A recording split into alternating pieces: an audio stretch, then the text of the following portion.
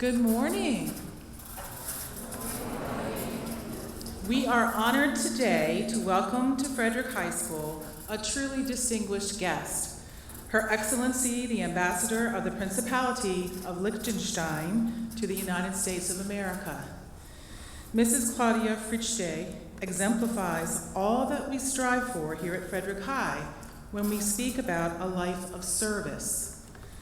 Ambassador Claudia Fristche assumed her duties as the first resident ambassador of Liechtenstein in Washington in October of 2002, after leaving her post in New York, where she had served as the permanent representative of the Principality of Liechtenstein to the United Nations from 1990 to 2002.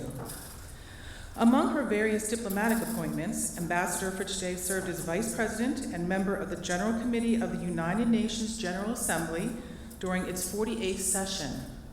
From June 1999 to September 2002, she served as the President of the International Association of Permanent Representatives to the United Nations.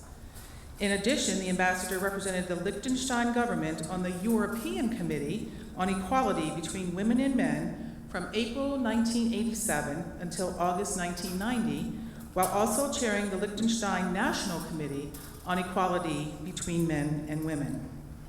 We are uniquely privileged to receive her today as part of the June Distinguished Speaker Series lecture sponsored by the UNESCO Center for Peace and Frederick High School. It is my honor, it is my pleasure to introduce the ambassador.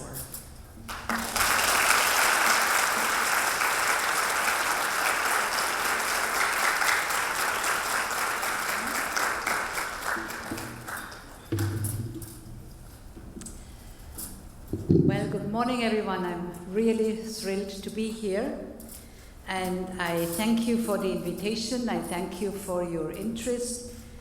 And I'd like to just tell you briefly what I intend to touch upon. I'd like to tell you just a little bit about Liechtenstein. I'm sure many of you may have already Googled my country and may be familiar with the basics, but I'd like to say a few things anyway. And then I'll talk a bit about diplomacy, questions like what it takes to become an ambassador, kind of what my way was into the profession that I occupy today, what ambassadors get to do, what our daily life is like, and what it is not like, because sometimes people have the wrong perception of what an ambassador's life actually is. And maybe also a little bit how did I get involved in foreign policy, and if you're still interested by them, I tell you a little bit about the foreign policy priorities of my country, but I'm really much more interested in the Q&A and to interact with you and hear your comments and hopefully questions.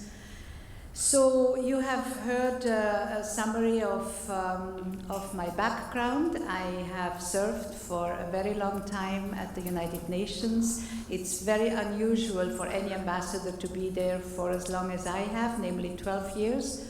We joined, Liechtenstein became a member of the UN in 1990, and I had the great honor to open our mission there and literally represent Liechtenstein for a solid 12 years. The usual tenure for any ambassador, bilateral or multilateral, is around 4 years. So I have been there 3 times as long. And so that was, I have to say, some of the, well, probably close to the 12 best years of my life, because to put Liechtenstein on the map within the international community was quite a challenge. But then it is, of course, up to you and your country what to make of it. As a small, a mission with a small number of staff, it's impossible to cover the whole spectrum of what is on the UN agenda. So you have to be selective. You have to choose a couple of topics, and my country decided very early on in our membership that we wanted to focus on issues where it is credible to the rest of the membership that a small country engages itself in. So we focus, ever since we are a member, and that's now we celebrate 25 years of our membership to the UN this year.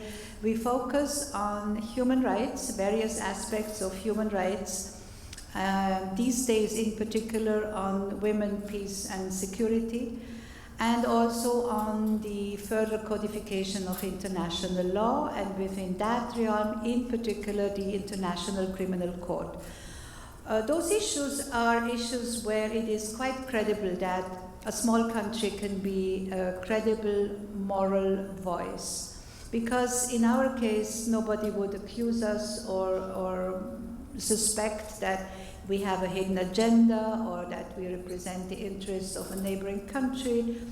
So this has really served us quite well, and I'm happy to say that Liechtenstein does have a standing within the UN, even if I have to say so myself, that I think surpasses by far our economic, political weight and our geographical size, for sure. Now, you know that Liechtenstein is one of the smallest countries in the world, the 6th smallest and the 4th smallest in Europe. Our size is pretty much exactly the size of the District of Columbia, 60 square miles. But out of that 60 square miles, 2/3 are mountains, so the actual livable space is pretty small. If you visit Liechtenstein, you have the impression that it is still a very rural country, meaning that it's not a city-state. We have 11 distinct small towns, the largest of which is our capital, Vaduz, with about 6,500 inhabitants. That's all it is. And in total, the population of Liechtenstein is 37,000. We are surrounded by Switzerland and Austria. It's about 30 miles to the German border. And this geographical location is actually, to a large extent, the reason why we have been able to maintain our independence, our sovereignty for so long. We have been in existence for almost 300 years. And never any of our neighbors had any ambitions to incorporate us or to conquer us. And also for that, there are valid reasons. And I'll give you the official version first. The official version goes like that. Being surrounded by peace-loving and neutral neighbors and having the wise stewardship of our monarchs has really led to the fact that Liechtenstein has been able to peacefully survive the 300 years of its history. But there is also a version that I would like to add. It's more of a personal version, but you have to imagine that Liechtenstein was a country that until just after World War II was a very poor country. We were a country of farmers. There was a tiny bit of textile industry and nothing else. So honestly, besides all the official reasons, which are of course valid, but we were of no interest to anyone. And be that as it may, we are happy that we did survive, because today we are the last remaining part of the German-speaking part of the Holy Roman Empire.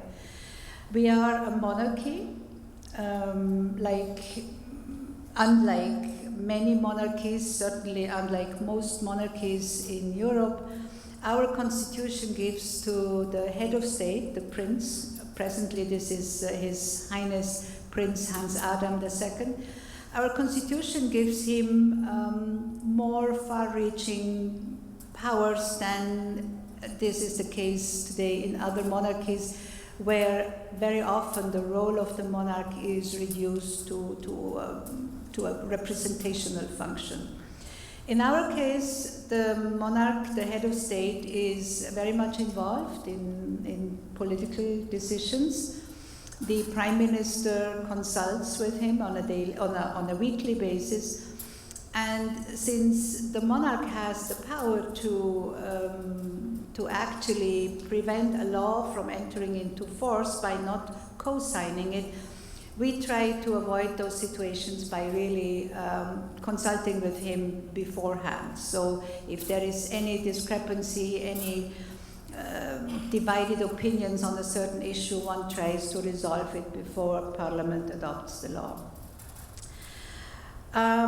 You may wonder what a small country is like in terms of our educational system. We do not have large universities. I mean, it is obvious that a small country like Liechtenstein eventually has to be very good at outsourcing certain services, certain expenditures, and we have done that. We have treaties with all the renowned universities in Switzerland, in Austria, also some in Germany, so we have secured study places for our students. We have a similar arrangement with the hospitals in our region. We only maintain a small hospital ourselves. We have no military force. Liechtenstein's military was abolished in 1868. And therefore, we really don't have high expenditures in comparison to other countries. And that is part of the reason why we are considered a low-tax jurisdiction. We have, for example, a flat corporate tax rate of 12.5%, which we are not alone in offering in Europe, but it is considered very low. And the cap of our income tax is around 20%. So, contrary to some opinions who think that, we are a country in which citizens don't pay tax, we do, but our tax rates are lower than in many other places around us. When I grew up in Liechtenstein in the 1950s, 60s, I was growing up in a country that was in the middle of transforming itself from a country of farmers to what is today a country with a very successful economy, which consists of manufacturing industry, general services, and financial services. So yes, we have a few banks, but only 15, which is a small number for a financial center. And the main pillar of our economy is manufacturing industry. Liechtenstein produces a number of things that you may be familiar with because some of our companies are amongst the market leaders in what they produce. We are, you may or may not know, amongst the world's largest producers of dentistry, artificial teeth and everything that goes with it. We also produce a very high quality fastening system for the construction industry.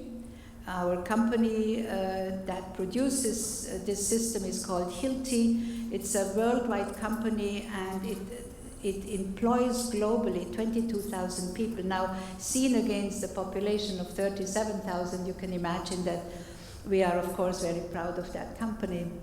We also produce parts for the automotive industry, camshafts, steering components. We produce a special kind of connector that's used in the entertainment industry, and also in Congress, most of the committee rooms on Capitol Hill are using our connectors. I've just mentioned 4 of the companies, but there are about 7 of our large companies that have a presence in the United States. In total, we provide 3,800 jobs in the US. Again, it's a small number, but it's more than 10% of our population.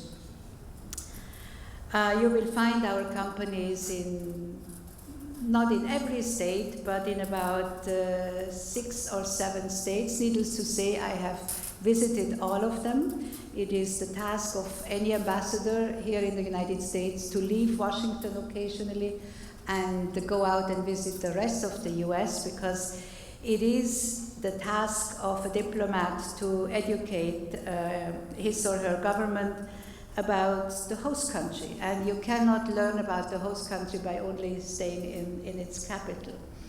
So I'm happy to say that in my 13 years in Washington, and I also add the states in which I have vacationed while I was in New York, but in total I have visited 48 of the 50 states, and I'm visiting next week North Dakota and South Dakota, and by June 15th I am happy to say that I have been to all 50 states.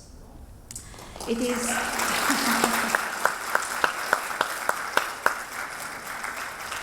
it is something that I really advise every colleague who comes to Washington and chooses to visit me and talk to me about what it's like to be an ambassador in the US Capitol. I advise every single one to do precisely that, to leave what some people call the bubble of Washington. It is a little bit of a bubble because the rest of America is very different.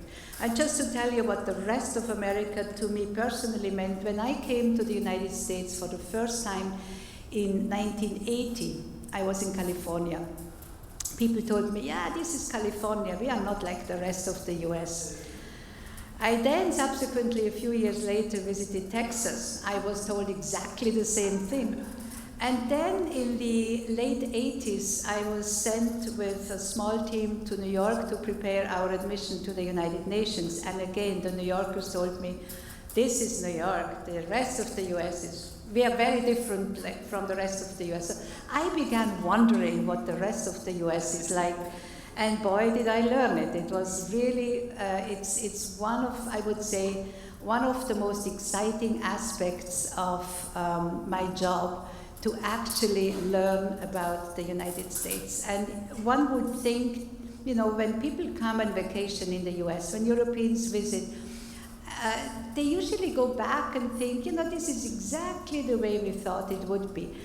But there is nothing that really shapes your total picture of the US better than actually living and working in the country. Vacations don't do the society, the country, the energy, the motivation, justice ever. You really have to live the life here in order to comprehend it. You may ask yourself, what are the issues between a small country like Liechtenstein and a huge country like the United States? What are the problems? What do they have in common? Well, over the last 12, 15 years, we have worked a lot on issues related to financial services. A country like ours is considered an important partner for the United States in terms of combating crimes such as money laundering, terrorist financing, tax fraud, tax evasion.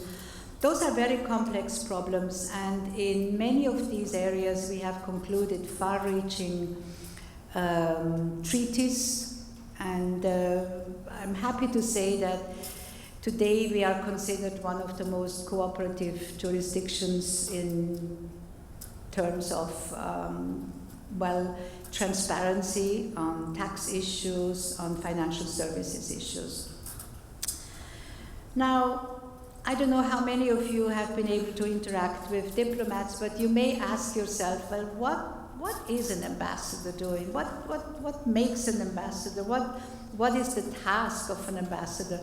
Well, first of all, the ambassador is the highest level within a diplomatic career, before, of course, subsequently, maybe in some cases, foreign minister. But an ambassador is the envoy of his or her country to represent that country's interest in the host country. I mean, that is the overall description of our responsibilities. But I personally think that the role of the ambassador has really changed dramatically over the last probably 20, 25 years. And not only because of new technologies and the means of communication that have changed, but also because, you know, these days we are, for obvious reasons, no longer the bringer of news. We are required to analyze, we are required to comment, we are required to explain, and we are required to interact with levels of our host country's society that used not to be the case in earlier times. You used to have business people who came here to do business, you used to have the educational people who dealt with their counterparts directly. Today, as an ambassador, you really have to cover all those bases. And also sometimes I think I find myself in the role, and I've talked to colleagues about it and they share my opinion. I find myself in the role of an interpreter, a translator. Interpret, explain, translate America to Liechtenstein and Liechtenstein to America. Because sometimes we do things and we react and we pass laws or we don't. That is not understood in the host country, and vice versa. In Liechtenstein, it's sometimes not